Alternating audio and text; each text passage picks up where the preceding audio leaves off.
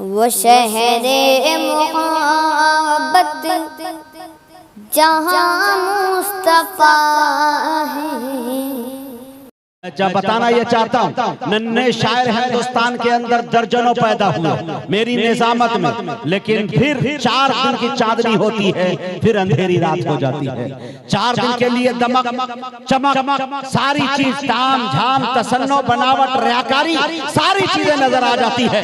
और लोग जितने बड़े अकाबिरीन के पीछे खर्चा नहीं करते, नन्हे शायरों को बुलाने में मैंने लोगों को देखा है खर्च करते हुए, लेकिन 2 साल पढ़े 3 साल पढ़े आवाज उसकी फट गई, जहां का तहां कूड़ेदान में उसे डाल दिया गया। शायरी की लत लगी, लिफाफा देख लिया, पैसा देख लिया, मजमे की वाहवाही मिल गई, तो गार्जियन को भी लगा कि बेटा मेरा प्रोफेसर इंजीनियर से आगे निकल गया है। 4 साल के बाद नशा उतरता है जब उसकी आवाज पड़ जाती है। बच्चे के तालीम से मुंह को मोड़ दिया जाता है।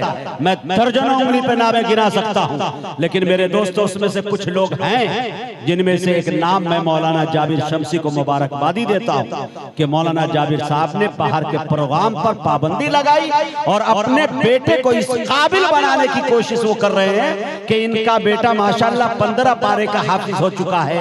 आप अगर ये कह दे आयत नंबर सवाल कर दे तो बच्चा आपको पढ़ के बता देगा, मंजिल का सवाल कर दे तो बच्चा आपको पढ़ के बता देगा, रुकू कितने हैं ये बच्चा आपको पढ़ के बता देगा।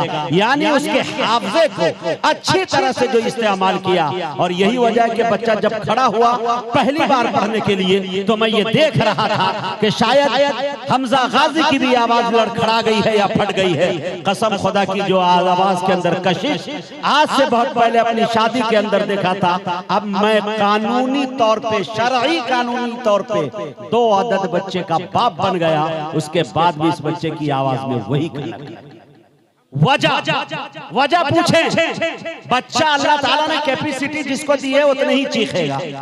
अब वाहवाही में लोग 1.5 2 घंटे सुन लेते हैं। पता चला कि 2 से 4 साल के अंदर आवाज इतनी फट जाती है कि दोबारा जब उसे माइक में बुलाया जाए तो पूरे इलाके के सांप निकल के अंदर आ जाते हैं बाहर पिंडाल में। इस बच्चे को वही रोक दिया गया और कहा यह जाता है, हमारे बड़ों ने बताया कि बच्चों के जब आवाज बुलूगत से पहले आप उसे बचा के रखें, बालिग हो जाने के बाद फिर आवाज वो थम जाती है इंसानों की। अल्लाह ताला से दुआ करता हूं कि अल्लाह हमजा गाजी, उनके वालिदैन जो भी हैं, इनके चाहने वाले रफ़क़ा तमाम को अल्लाह सलामत रखे। इस बच्चे को भी दीन का दाई, इस्लाम का सिपाही बनाए। और हम भी दुआ करते हैं कि अल्लाह ताला हमें भी एक ऐसा बाप बनाए जो जाबिर शमसी की तरह हम तरबियत कर सके।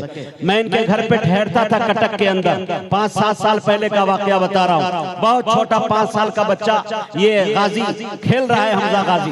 मौलाना जाबिर शमसी मुझे छोड़ दिए, कहे मुजाहिद साहब आप चाय पीजिए मैं आ रहा हूँ। मैं देखा बच्चा बच्चों में खेल रहा है, ये खड़े हुए हाथ बांध के। मैंने कहा कि मौलाना आप इधर आइए, बच्चे को खेलने दीजिए। कहा नहीं मुजाहिद भाई मैं नहीं जा सकता। हमने कहा वजह?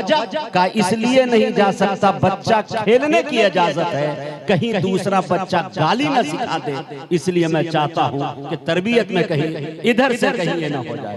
हर बच्चे को आज क्या हो रहा है, आप मोबाइल से निजात बच्चे को 5 साल 2 साल के बच्चे को इतने मोटे मोटे चश्मे लग गए। क्यों?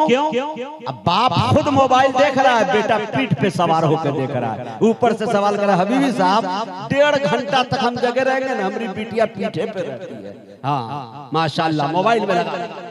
तो मेरे दोस्तों पहले इज्तिनाब और बचने की कोशिश करें। मोबाइल जितनी अच्छी चीज है, खुदा की कसम खा के कह रहा हूं, उससे बड़ी खतरनाक चीज मोबाइल के अंदर कोई नहीं है। हमारे बड़ों ने यह तरीका बताया है कि अल्लाह ने दौलत और सरवत से नवाजा है, तो आप आईफोन रखिए, 1 नहीं 10 रखिए। शरीयत आपको इजाजत देती है, मना नहीं करती है। वाईफाई लगाइए, डेटा का रिचार्ज करने से कोई फायदा नहीं, वाईफाई लगाइए। बच्चों को भी तालीम दीजिए, ऑनलाइन की तालीम है, जरूरी भी है, लेकिन इस बात का ख्याल करें कि 12 साल 10 साल का आपका बच्चा है, 13 साल की आपकी बेटी है, तो रात की तन्हाई में 10 बजे रात में आप अपने मोबाइल बच्चों का जब्त कर लीजिए, अपने घर में रखिए, फिर सुबह में इस्तेमाल के दीजिए। आप तन्हाई में कमरे में दे देते हैं, ये मोबाइल के अंदर क्या नहीं है जो आप नहीं सोच सकते।